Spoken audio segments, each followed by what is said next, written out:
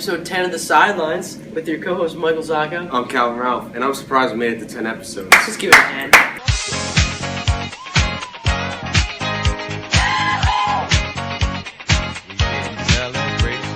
Alright, so let's get into some girls basketball talk. Three straight wins for the Indians this week.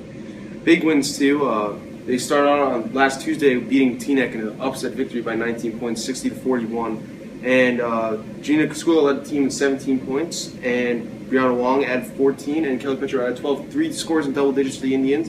And then on Thursday, they played Indian Hills, a tougher game. They won 52-46 in overtime. And Toriana Tabasco led the team with 10. She was second leading scorer with 10 points, and Kelly Pitcher led the team with 14. And then on Sunday, they played Rutherford, and they smacked them around the gym a little bit, 58-24. And Gina had 16 points, and then we had 2 scores with 8. So you can see the girls basketball team's hitting their stride as we hit the halfway point of the season. Big time now with the county tournament coming up. I would say very impressive 3 wins by the girls. Very impressive 3 wins, and they look forward to a big week this week. All right, let's end this boys basketball talk. The team had a 1-1 week this week. The team's record now stands at 7-2, and they lost to Teaneck 73-58. It was a hard-fought game, but they kind of took it away at the end. Yeah, it was a tough loss. The team was winning by 12 points heading into 12 points with 2 minutes left in the fourth quarter, but 2 minutes left in the third quarter. I'm sorry, and you just feel like the tide turning a little bit. You can see some turnovers here and there, but it was a well played game, and I think the teams maybe just ran out of gas in the fourth quarter, and they couldn't get the job done. But you guys did get the victory, 66-56 against Indian Hills. But the 2 things I'm noticing that are very good is Alex Lynn, the sophomore center-esque, but he has a great jump shot.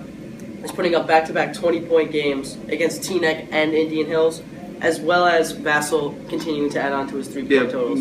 Those 2 guys are playing really well. They're shooting the ball really well for the team, and Colin Diedrich's passing the ball well, and so is Lenny Dominguez. Now let's turn our attention to our frozen water sports correspondent, Jake Ferrier.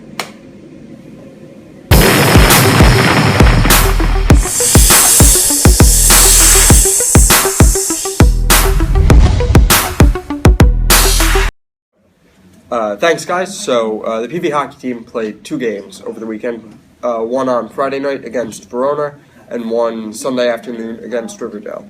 The Verona game was largely competitive up until the third period. PV was only trailing by 1 goal entering the third period. The score was 4-3 Verona, but then Verona pulled away for 3 unanswered and made the final 7-3. The Riverdale game was largely similar to the Verona game in that PV was tied 2-2 entering the third period, and then basically from 40 seconds into the third period onward, it all unraveled. Riverdale would go on to score 4 unanswered in the third period, but one of the lone bright spots was senior center Matt Truglio contributed with a goal, and that goal puts him on a 7-game goal streak, and in those 7 games he's got 9 goals in that span. So while the team might not be performing well, Truglio has certainly been putting up a nice season and has been playing well over this last stretch of games. Thanks, Jake, for another great insight into some hockey. Let's head over to our main man Billy Lyons with some wrestling talk.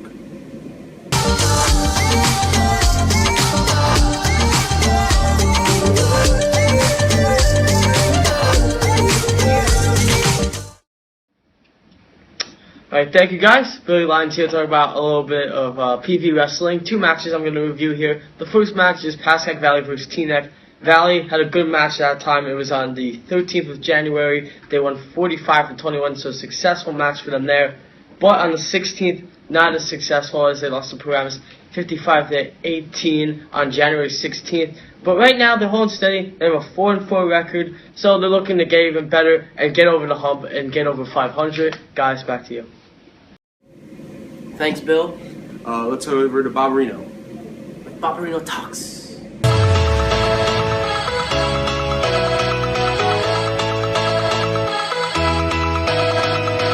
Hi guys, I'm Barbarino, here to talk about bowling. The boys beat Northern Highlands and Wayne Valley. Henry Tipping Bowl Day 568 and 613 series, respectively.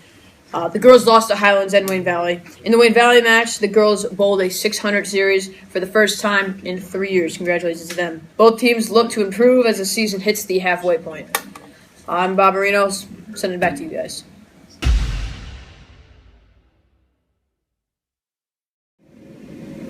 Let's head into our latest segment called Shoutouts. My shout out goes to the Seattle Seahawks.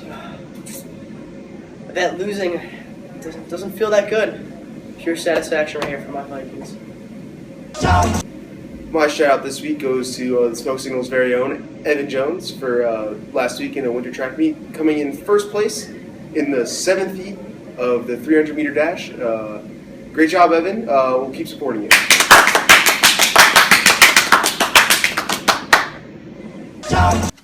My shout out is going to 32-year-old wide receiver of the Arizona Cardinals, Larry Fitzgerald. Larry Fitzgerald has been in the league for a long time now, has been very classy doing so, has poured his heart out into every single game, and against the Packers, he had that justified when he had 2 big plays in overtime to beat the Green Bay Packers to advance the Cardinals to the NFC Championship game. Only the second time he's gone there in his career. So best of luck to Larry Fitzgerald. That's my shout out for this week. I'm Bob Marino, and my shout out this week is going to go to Alex Lynn, who last week scored 20 points in 2 games consecutively. He's doing a great job, one of the best shooters on the basketball team, and congratulations to Alex. So my shout out this week is going to the New York Mets and their general manager, Sandy Alderson. They need to jump on the Yohan Cespedes Express, and they need to do it quickly because you've got him drawing interest from the Astros and the Orioles, 2 AL teams, and it's a lot easier to hit in the AL than the NL. So I don't know why he hasn't made up his mind yet. So they better hope that they can offer him enough money and enough years to bring him back to the NL, bring him back to Citi Field, and maybe he can replicate those numbers. That's all we have this week from the Sidelines. We'll see you same time, same place next week.